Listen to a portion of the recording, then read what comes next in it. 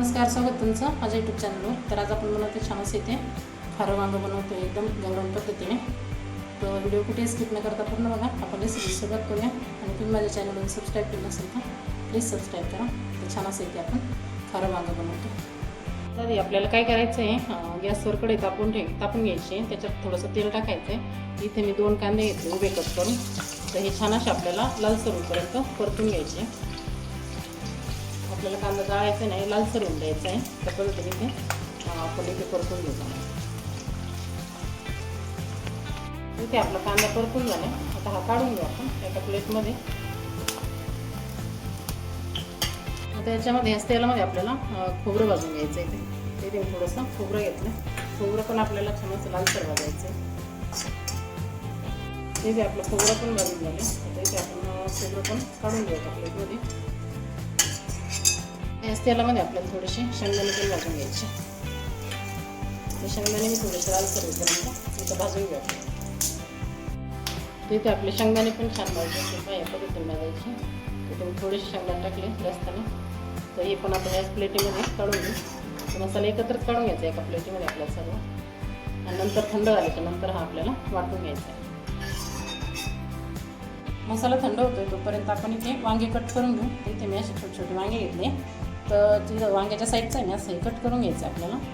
त्याला काटे जास्त असतात. हे असं कट करून घ्यायचं पूर्ण या पद्धतीने. आणि याचं देठ पण थोडंसं कट करून घ्यायचं. किंवा हवं असल्यास तुम्ही ठेवू पण शकता. ते देठ पण असं कट करून घ्या थोडंसं. आणि मधोमध आपण इथं वांगे कट करून घेऊ. म्हणजे आपण खिडकी समजता आहे त्याला या पद्धतीने छान असे पाहून घ्यायचे. त्यानंतर आपल्याला लगेच पाण्यामध्ये टाकायचं म्हणजे काळे पडणार नाही. इथे पाणी घेतलं, पाण्यामध्ये टाकते वांगे. तर पाण्यामध्ये मीठ टाकायचं म्हणजे वांगे काळे पडत नाही. तर याच पद्धतीने आपण सर्व वांगे कट करून घेऊ. या पद्धतीने ते वांगे कट करून घेतले. आता हे स्वच्छ आपल्याला धुवून घ्यायचे. आणि हे आधी आपण परतून घेऊ थोडीशी. तर आपल्याला परतून घेण्यासाठी परत कढईमध्ये तेल टाकायचं. त्याच्यामध्ये थोडीशी मोहरी टाकायची. मोहरी छान फुलल्याच्या नंतर तेल टाकायचं. आणि त्यानंतर आपल्याला जे वांगे कट करून घेतले ते टाकायचे. तर आपल्याला आता वांगे कमी गॅसवर थोडंसं परतून घ्यायचं. म्हणजे थोडेसे आपल्याला शिजूनच घ्यायचे आहे थोडेसे. याच्यामध्ये थोडंसं आणि लवकर परततात वांगे. आपले वांगे परततोय तोपर्यंत आपण इथे मसाला वाटून घेऊ. ते सर्व एकत्रच वाटण करायचं आहे आपल्याला. म्हणजे मसाला पण छान थंड झाल्यानंतर वाटण करायचं. तर याच्यामध्ये टाकू आपण अद्रक आणि लसूण. इथे मी अद्रक घेतलं आणि लसूण घेतलं. ते पण टाकायचं याच्यामध्ये. त्यानंतर याच्यामध्ये टाकायचं हिरव्या मिरच्या. म्हणजे मी तिखट तुम्ही जेवढं खायचं प्रमाणे इथे आपण हिरव्या मिरच्या घेऊ शकता. त्यानंतर टाकायचं आपल्या वाटणामध्ये थोडीशी कोथिंबीर टाकायची इथे. आणि त्यानंतर कढीपत्ता टाकायचं. आता याचं थोडं पाणी टाकून आपल्याला वाटण करून घ्यायचं. जास्त पाणी नाही टाकायचं. थोडं पाणी टाकून आपण याचं बारीक वाटण करून घ्यायचं.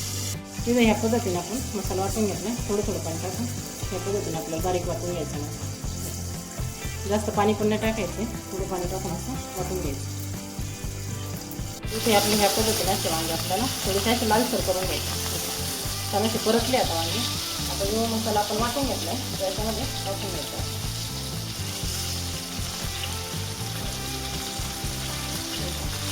आणि छान प्रकारे मिक्स करून घ्यायचं. सर्व मसाला याच्यामध्ये टाकायचा. त्याच्यावर आपल्याला टाकायचं आहे.